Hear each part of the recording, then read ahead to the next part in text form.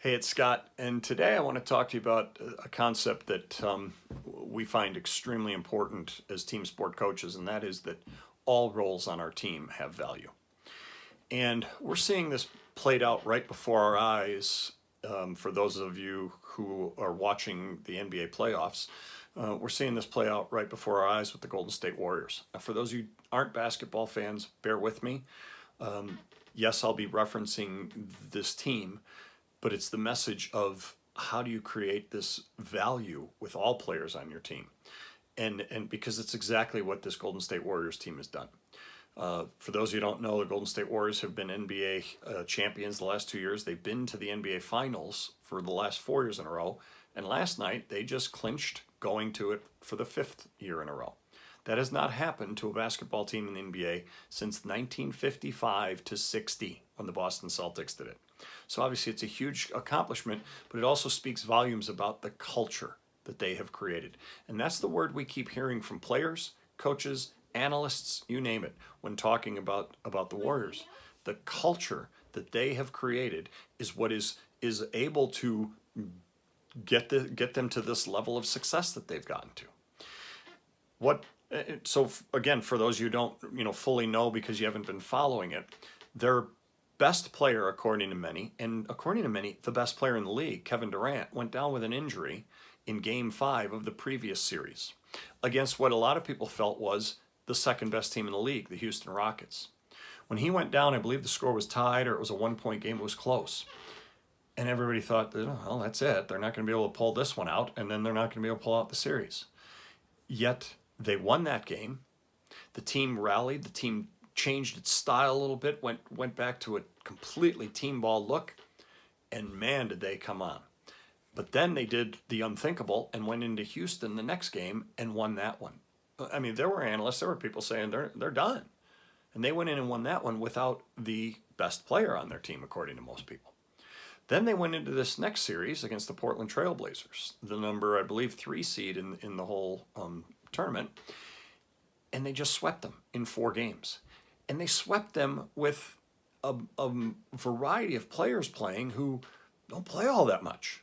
But not only was Kevin Durant out, the center, the player DeMarcus Cousins, who's been a center for them throughout the year, he's been out the entire playoffs with an injury. And then 2 games ago, one of the sixth man, who normally is the sixth man but had to be a starter because of these injuries, he went down with an injury. Last night they played 11 players in the first half. There were names that were being thrown at us like, who is that? A lot of people had never heard of them. But this culture that they have created allows those players to know that they have value on this team. But here's the key. It also not only allows, but it instills in the superstar players. Those players also have value on this team, absolutely. And so when all of the players recognize that all roles have value and the role that each player brings to this team is extremely valuable and impactful, that's when you can create the kind of culture and the kind of team dynamic that can lead to this type of success. But it doesn't just happen. We have to be intentional about working to create that kind of culture and that kind of attitude. That attitude that says, next man up. Okay, there's an injury. Next man up, and I trust you. That trust is fostered, it starts long before the playoffs. It starts long before even the middle of the season. This is starting when they're coming together before the season, and then in preseason training camp, and then throughout the regular training camp, and on and on. This is an intentionally built culture that says we are stronger together. That's their motto, strength in numbers. And so even though they have 2 of the greatest players probably in the history of the game, those 2 players also recognize this is about all of us. Just like the players who are at the quote unquote end of the bench realize at any moment I've got to be ready to go. And I know that my teammates all believe in me and trust in me.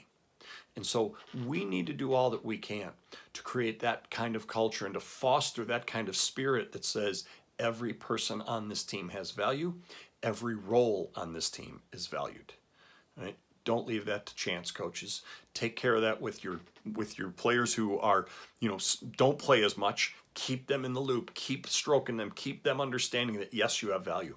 But at the same time, those really good players, your top players, make sure that you keep them understanding that those other guys are critical to our success and to your success to become the best player you can be.